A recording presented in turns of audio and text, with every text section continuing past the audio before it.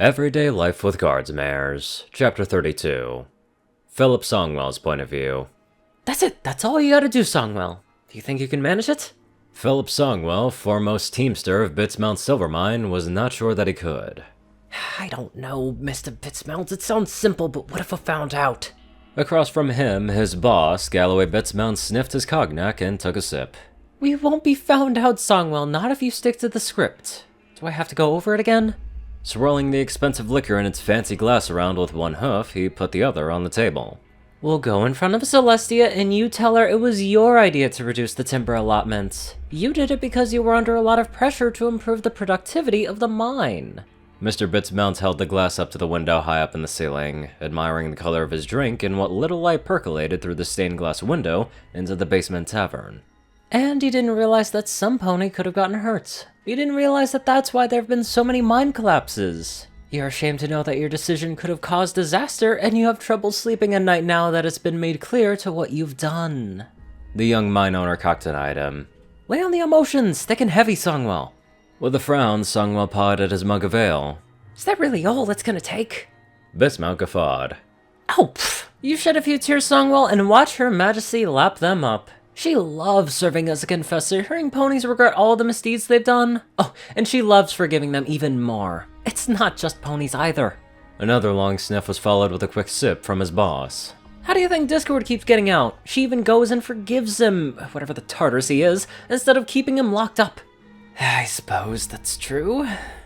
Lifting the sizable mug, Songwell took a gulp of the plow pony's brown ale. The cool malty flavor did much to assuage his nerves about this whole affair. Lying in open court to Her Majesty the Princess. It was almost treasonable. He got a bit hot under the collar just thinking about it. Hopefully, no pony noticed. Take another drink, Songwell. You look like you're steaming up over there, and the dense air in the cellar can't be helping. Obliging his boss, he did as he was told. What the tartarus? He's paying for it anyways. And a lot more too if he came out clean at the end of this inquest. Anyways, after you've confessed and ideally broken down in tears while proclaiming your intention to resign post-haste, I'll rush to your aid and reassure you that forgiveness is the root of all charity, or some other such drivel. Ask, nay, demand to be punished in your stead. It did seem like it would make a striking scene. Songwell could just picture the headlines on the evening papers. Bitsmount throws self on mercy of court to spare trusted teamster from donjon. Likely to set a lot of ponies talking out and about of what a good chap Galloway Bitsmount the Younger has turned out to be after all, in spite of all those stories of wild and debauched parties coming from his mansion. The prospect of attending, or Celestia forbid, perhaps even hosting an event of Songwell's own with the paycheck Bitsmount had offered him for this did lubricate things quite a bit. Songwell nodded. It does sound like a right solid plan, sir. I'll manage it. That put a smile on his opposite's face, and Bitsmount's starched collar brushed against his coat as he straightened his neck. Oh, of course it is Songwell, oldest one in the book. Cheers! With his boss prompting, they both took another drink. Bitsmount with his 100 bits a glass cognac, and Songwell of his 5 bits a mug plow ponies. He'd turned his nose up when Songwell asked for it, but old plow pony had never let him down. And anyways, in times of stress, it weren't hardly uncommon for a pony to turn to a familiar brook. There was still one doubt lingering in his mind, though. The way I hear it, though, Mr. Bitsmount, it ain't Her Majesty Princess Celestia that we gotta worry about. Unwilling to speak such dark words in any degree of openness, even though the pub was half empty and any sound would have been dampened by the fiddle player in the far corner, he leaned in conspiratorially. It's the sister who serves as Her Majesty's truthsayer that we've got to worry about, with her strange ways appearing in her dreams and all. Galloway Bitsmount's 20 years Songwell's junior sneered. Oh, yes, the bloody blue baby witch. Horrified by his use of such a term, even though he might have thought of it himself, Songwell glanced around to make sure no pony had heard. Bitsmount waved off his nervous inspection. What do you think we're meeting in this veritable dive of a tavern down in the undertiers near the wharf? The cackling cormorant was perhaps a bit too nautical for Songwell's tastes, but it seemed a perfectly serviceable establishment. It was clean, reasonably lively, and despite being in a basement, it wasn't so dim that he couldn't see across the table, nor so smoky as to choke him. But then again, Galloway Bitsmount was a pony of far more refined tastes than him. Why are we meeting here, sir? Now, it was his employer's turn to lean in close. I know a pony. He scrunched up his upper lip and nodded his head to one side.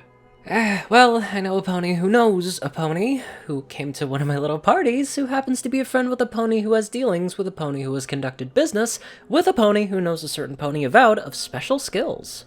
Leaning back, he tapped his snout with his free hoof. Skills that can help us with that particular problem. Bitsmount surveyed the drinking room out of the corners of his eyes. And their representative is supposed to be meeting us here this afternoon. I see. Songwell was not particularly eager to meet any pony who claimed to be able to thwart an Alicorn's powers. About the only ones who had already gone down in history as the worst villains Equestria had seen so far were Discord, the bitch queen of the changelings, that mad cult from the Crystal Kingdom. Well, this was perhaps less along the lines of challenging the princess's rule directly, and more along the lines of simply subverting one of her strange sister's powers. There was a small clatter from the doorway, and Songwell peered back around the edge of the booth to see a group of 4 rowdy-looking dock workers stroll in with their afternoon pay, laughing and barking orders at the innkeeper, who hastened to put himself at their disposal.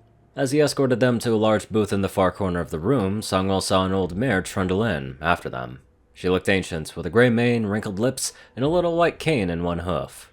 What was most striking, though, was the poor cut of her cloth.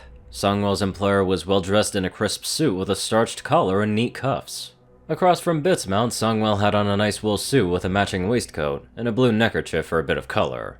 Even those 4 longshore ponies, fresh from unloading a boat, no doubt managed to look proper in their striped caps and neat vests. But the old mare, freshly arrived, had clothing that was far beneath even the modest standards of the pub. As she appeared to be heading for a booth nearby, Songwell got a good look at what must have been once elegant finery. There were deep tears in the shoulders of her patterned coat, and from beneath it poked white lace cuffs, torn almost to tatters. Slung around her neck was a collar of fox fur which was matted and riddled with mange. She even had a fascinator pinned to her mane, but its feathers had all withered away to the bone. Across from the teamster, Bitsmount almost instinctively sneered at the display of abject poverty. Even Songwell couldn't help but bury his snout in his beer, lest he appear to be staring. Hoisting his mug, he took a deep draught as she passed by, only to almost spit it out in shock as she casually seated herself next to his employer. Galloway Bitsmount looked so repelled by the creature sitting next to him that he couldn't even find the words to express his disgust. And now that she was right in front of him, Songwell saw to his shock that her eyes were white, all white. That poor old man must be blind as a bat. With his employer mute, Songwell cleared his throat. Ma'am, I think you've held your tongue. The crone's cackling low whisper made Songwell feel like spiders were crawling up his legs, but all she did otherwise was simply sit and stare forward with her blind eyes. Songwell exchanged a telling glance with the noble pony across from him. Could this be the representative that he was talking about? Licking his lips, Bitsmount opened his mouth. Are you here from the Quiet? Again, the biting whisper that seemed to thicken the air. This was just confusing. She was sitting there, head awkwardly held at strange angles, which made it obvious that she couldn't see a single thing. This mute shusher couldn't possibly be the one who they were looking for. Oh, there you are, Granny. From behind the bar, Songwell heard the innkeeper bellow at their table. Yes, there I is. I've been waiting to be served now for several minutes. Check her out. Trotting over, the bar cult was all smiles despite the insults. Oh no, Granny, you seem to have mistaken these fine gentle colt's booth for the bar, and their bench for his stool. Come now, your usual seat is this way. He held out a hoof and tried to guide her away. What? Rubbish, rubbish! Despite her protests, she got to her hooves, but once freed from the seat, she turned around and squinted at Songwell and Bitsmount. Her friendly greeting, accompanied by a toothless grin and a withered hoof wave, just confused the two of them even more, but again smiling. The barkeep escorted her gently off of her perch at the brass rail, getting her settled in with a drink before she left the bar once again to approach Songwell's and Bitsmount's table. Why, it's Eustace and Horace! Oh, but we haven't time to talk now, have we? We'll meet again tomorrow in the evening for cribbage behind the old mill in Mitter Street. Having spotted Granny's departure from her stool, the barkeep rushed over to Bitsmount's side of the table, leaning his forehooves on her shoulders to usher away the decrepit mare once more. Dreadfully sorry for the interruption, Gentle Colts. Please accept my apologies. Songwell's employer seemed to be either deep in thought or deep in his cognac, so he answered. Oh, it's no trouble, but, who was that? The barkeep shrugged his shoulders. A long-time local patron. Every pony around these parts just call her Granny, though a few will call her Granny Nag behind her back, on account of her age. But don't worry, she's no trouble at all. As you say then. Dismissing him with a nod, Songwell received a bow in exchange. Bitsmount was still huddled up with his drink, squinting at Granny Nag. Shouldn't we keep our eyes open for the contact, Mr. Bitsmount? He stared up at him. That was the contact, Songwell. He scrunched up his snout in confusion. Beg pardon, sir.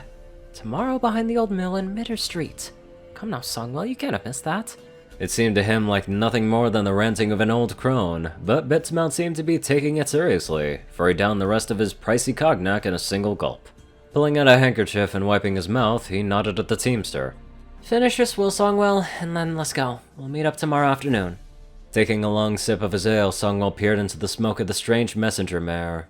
Sitting by herself, she appeared to be carrying on a conversation with the empty seat next to her.